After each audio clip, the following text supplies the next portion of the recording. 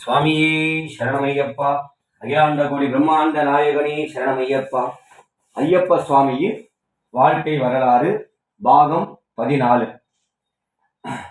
ஐயப்பன் கோயிலை எப்படி கட்டணுன்ட்டு பந்தளத்து ராஜாவுக்கு அகத்திய முனிவர், சிவனுடைய லாஸ்ட் கடைக்குட்டி புள்ள அவர் அகத்திய முனிவரும் பரசுராமர், அந்த பெருமாளுடைய தீவிர பக்தர் பரசுராமர், இவங்க 2 பேரும் பந்தள ராஜகிட்ட எப்படி கோயிலை கட்டினு அவர்கிட்ட சொல்ல சொல்ல அந்த கோயில் பரமாத்மாவின் கோவில் ஜீவாத்மாவாக கோயில் எழும்புகிறது.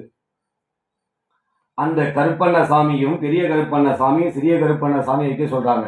அந்த பெரிய கருப்பண்ண சாமி ஐயப்பன் அந்த ஜீவ ஜோதியால் உருவாக்கப்பட்டவர்கள், அம்மனின் கருவறையால் உருவாக்கப்பட்டவர்கள். அதெல்லாம் கருப்பண்ண சாமிக்கு பவர் ஜாஸ்தி. ஐயப்பன் அந்த ஜீவ ஜோதி ஆத்ம ஜோதியாக உருவாக்கப்பட்டவர் கருப்பண்ண சாமி. அவருக்கு காவலாக கருப்பண்ண சாமியே அங்க அவருக்கு 18ஆம் படியில அவர் பெரிய கருப்பண்ண சாமி சிறிய கருப்பண்ண சாமி கருப்பாய் அம்மாவும் அவர் சக்தியால் உருவாக்கப்படுறாங்க. அம்மனுடைய அருள் சக்தியால் உருவாக்கப்படுறாங்க.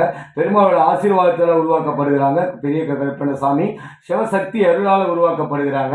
பாருங்க அந்த கருப்பண்ண சாமி எவ்வளோ ஒரு பவர் பாருங்க.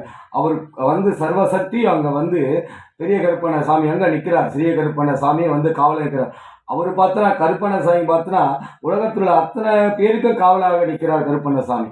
அது உருவாக்கியவர் பகவான் ஐயப்பன்.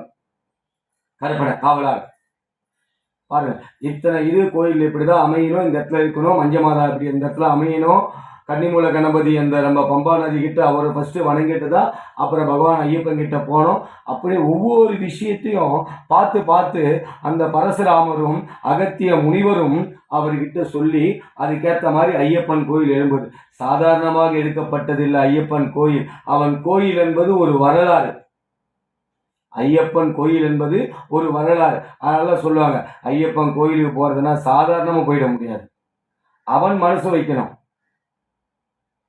இங்க இருக்கிற ஐயப்பன் கோயில் கூட இங்க மனசு வச்சா கூட போக முடியாதுங்க. இங்க இருக்கிற கோயிலுக்கு கூட ஐயப்பன் கோயிலுக்கு அவன் மனசு வச்சா இங்க இருக்கிற கோயில் கூட போக முடியும். அப்ப அப்படியேப்பட்ட அவன் ஜீவாத்மா உட்கார்ந்த ஜோதி, மகர ஜோதியா உட்கார்ந்த ஜோதி இடம் அவன் சன்னிதானம். அவன் சன்னிதானம் அவ்வளவு சீக்கிரம் யாரும் நெருங்க முடியுமா? இத்தனை விஷயங்களையும் அந்த பரசுராமரும் அகத்திய முனிவரும் சொல்றார். அப்ப நீ யார் என்பது நீ உணரு அப்படின்ட்டு பந்தளத்து ராஜா கிட்ட அறிவுரையை சொல்றாங்க.